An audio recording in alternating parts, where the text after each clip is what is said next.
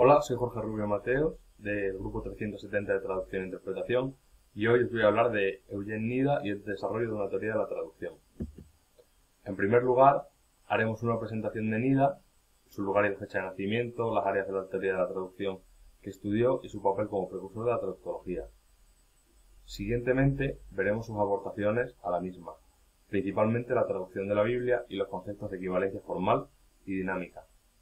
También veremos el desarrollo de una teoría de la traducción, al igual que la traducción desde un punto de vista científico, los conceptos de teoría de la traducción, los problemas que ello presenta y la relación que tiene con la sociolingüística. Para acabar, veremos los diferentes tipos de discurso y una aproximación a la teoría de la traducción, seguido de una breve conclusión y la bibliografía. En primer lugar, hablaremos de Eugene Nida. Eugene Nida fue un lingüista estadounidense nacido en Oklahoma City en 1914. Es pionero en las áreas de la teoría de la traducción y de la lingüística, y precursor y padre de lo que hoy día llamamos traductología, entendiéndolo como una disciplina. Sus principales aportaciones a la traductología y a la teoría de la traducción son ciertamente el concepto de equivalencia formal y equivalencia dinámica, aunque fue mundialmente conocido gracias a su traducción de la Biblia. Es decir, esto fue una lanzadera al estrellato que le dio la capacidad posterior de perpetuar y transmitir sus propias teorías y principios traductológicos, hecho por lo que destacaba. Ahondemos ahora en su concepto de equivalencia formal.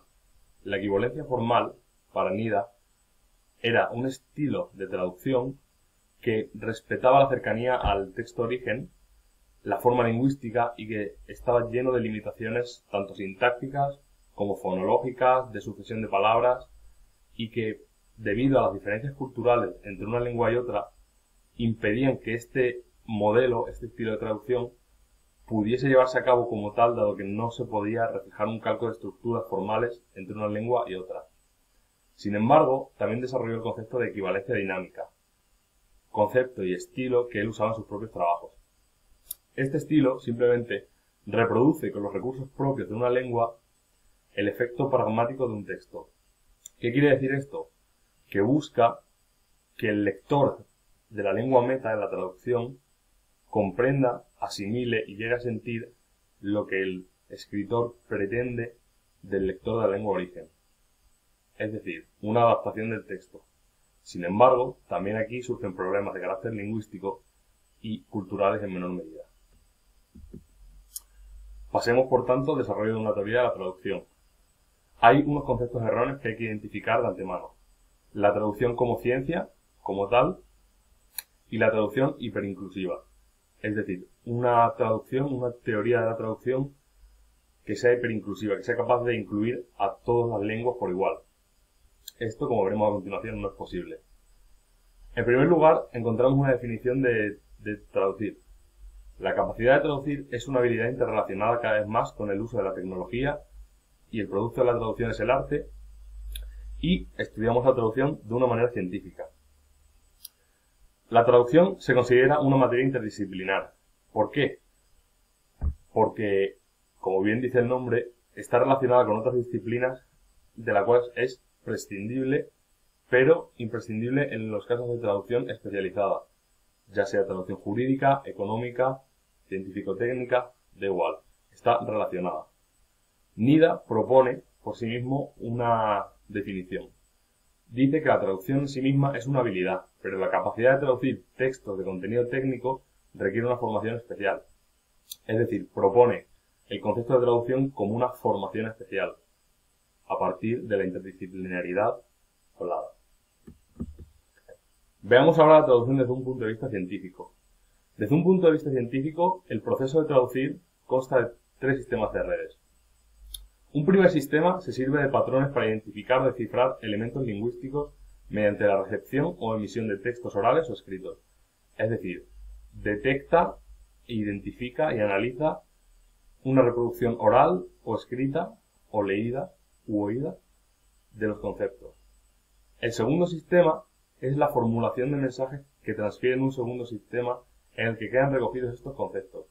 Es decir, lo que sería la traducción en sí.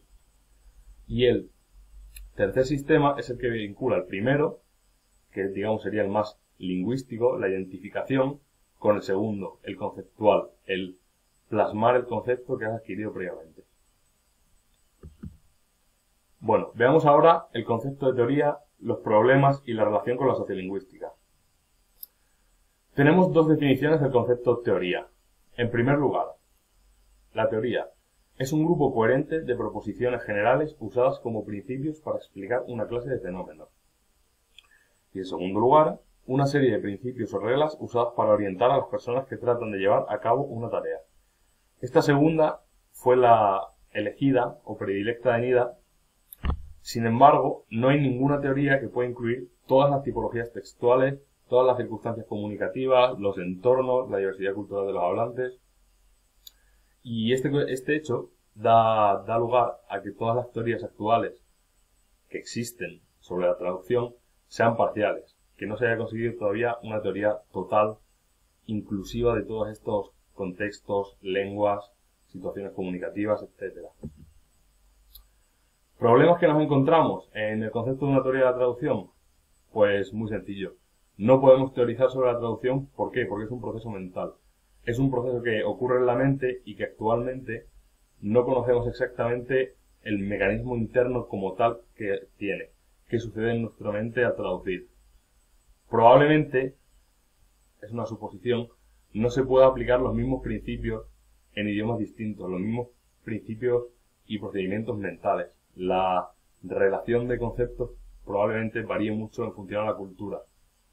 Otro gran problema que se nos presenta es que la mayoría de libros escritos sobre traducción y teoría de la traducción tienen una perspectiva de los textos literarios, es decir, textos de contenido político, comercial, periodístico. No hay como tal teorías y libros escritos acerca de la traducción de estos ámbitos, lo cual nos limita mucho la construcción de una teoría como tal. Por última parte, el mayor problema también que se nos presenta es la discusión de los teóricos, de los literatos e ilustrados de la traducción sobre el enfoque descriptivo u normativo de la traducción. Si la traducción tiene que ser acorde a la norma y preservarse el estilo, el formato, las características de la lengua origen en la lengua meta, o si, sin embargo, como proponía Nida, hay que hacer una adaptación. Bien, ahora veremos la relación que tiene la teoría de la traducción con la sociolingüística. Para ello, primero necesitamos saber qué es una lengua. Como concepto y definición, una lengua es un conjunto de hábitos verbales que representan aspectos de una cultura, que constituyen un fenómeno interactivo. Esto de un fenómeno interactivo simplemente quiere decir que las lenguas cambian y evolucionan, se alteran, rompen su forma y necesitan transmitirse para evitar su extinción. Es decir, es imposible que una lengua, si se aísla a un hablante, pueda ser transmitida. Es decir, está vinculada al ser humano, a la cultura, para su transmisión y preservación. Por otra parte, también tenemos que tener el concepto o saber los símbolos que tenemos para definir los significados. Tendríamos como principales los sintagmáticos, que es un mensaje en el que se combinan ciertos signos, y los paradigmáticos, palabras o frases que se pueden sustituir por otros en contextos específicos.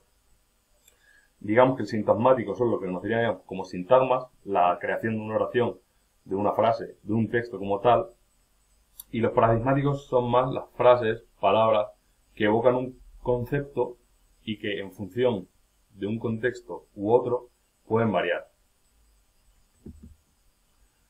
También, Martin Joss afirma que en el contexto reside la información como tal. Esto no es 100% verídico, pero lo que sí afirma es que en muchas ocasiones la palabra como tal no contiene todo el significado. El significante no contiene todo el significado de la palabra, sino que este significado lo abarca el contexto, la situación comunicativa. También, ahora mismo en la actualidad, existen herramientas para identificar contextos con léxico en vivo, herramientas online, lo cual es una gran ayuda para traductores. El tema de los sinónimos, la sinonimia. Sabemos que existen sinónimos designativos y asociativos. Sin embargo, no existe sinonimia total, ni en una misma lengua ni entre dos lenguas. Por lo tanto, el hecho de que existan diccionarios de sinónimos o se nos presente la idea de una sinonimia total entre una lengua u otra es muy relativo, ya que a la hora de aplicarlo, de verdad, en una traducción, nunca vamos a encontrar una palabra que signifique lo mismo que otra en un mismo contexto. Por otra parte, volvemos a la idea de que las lenguas y las culturas son cambiantes en todos los niveles de la comunicación. Generalmente el escrito ha influido mucho tiempo al oral, pero también el habla oral, digamos, influye a la forma, a lo correcto, al lenguaje académico, mientras que esta escritura aporta un sistema de mayor homogeneidad. Hay unas reglas fijas y escritas que se siguen. El lenguaje académico es normativo, como ya hemos dicho, y también hemos de tener en cuenta que existen clases referenciales universales en todas las lenguas, lo cual es algo a favor o favorable para la traducción y los traductores. Los tipos de discurso. También tenemos que hablar de ello para acercarnos a una teoría de la traducción. La delimitación de los tipos de texto actualmente es muy confusa. Aunque se distinguen 4 tipos, decimos que es confusa porque la barrera entre un tipo y otro suelen estar solapadas, no se sabe distinguir con claridad. Sin embargo, es habitual distinguir narración, descripción, argumentación y conversación. Narración pueden ser las novelas, las historias, biografías. En la descripción el factor básico es el espacio para analizar una descripción. En la argumentación es la condición, la concesión, el causa-efecto, el resultado del propósito.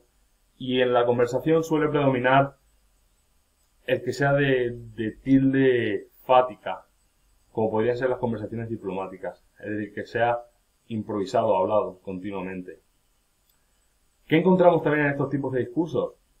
Pues encontramos elementos de progresión y cohesión. Elementos de progresión, lo principal son, además de los conectores textuales, el uso de los tiempos verbales. La adaptación de un verbo a su tiempo verbal es un claro referente para la progresión del tiempo. En cuanto a la cohesión, destacan las transiciones, las referencias y la coherencia con el mundo dentro del texto. Pasemos ahora a unas aproximaciones a la teoría de la traducción. No existe una teoría universal hiperinclusiva, como hemos hablado anteriormente. Igualmente no se puede presentar una teoría única debido a la relación lengua-cultura que se da en cada idioma de manera diferente. Antes de que una teoría de la traducción pueda ser formulada como tal, por tanto, nos lleva a la idea que debería existir una teoría de las culturas, cosa que intentó formular Freud, sacando como conclusión que era necesario una subteoría cultural que reforzase el aspecto lingüístico dentro de cada tipo de cultura. También tenemos que tener para esta aproximación el concepto de que la lengua y la cultura constituyen 2 sistemas simbólicos, creencias prácticas y símbolos verbales, lo cual se combina en la sociolingüística. Para describir la traducción como tal, aparte de esta sociolingüística, necesitamos la filología, la lingüística, la teoría de la comunicación y, como tal, la sociología y la teoría de la cultura. Por tanto, actualmente no podemos o no estamos al alcance de una teoría de la cultura plena, y menos de la traducción. Como conclusión a lo dicho, 3 puntos principales. De un mismo texto puede haber varias traducciones adecuadas, porque no existe una teoría de la traducción que sea rígida, uniforme, inclusiva y correcta. Los lectores en lengua meta tienen que entender, apreciar y racionar de la misma manera que los de lengua origen. Este punto lo sacamos siguiendo la equivalencia dinámica de NIDA, como hemos visto anteriormente. Y, como conclusión, que la teoría de la traducción está interrelacionada no solo con la sociolingüística, sino con la cultura, con las diferencias culturales y, desde un punto de vista científico, con las relaciones mentales que se ejercen en una cultura u otra a la hora de traducir. Por último, aquí tenéis la bibliografía que hemos utilizado.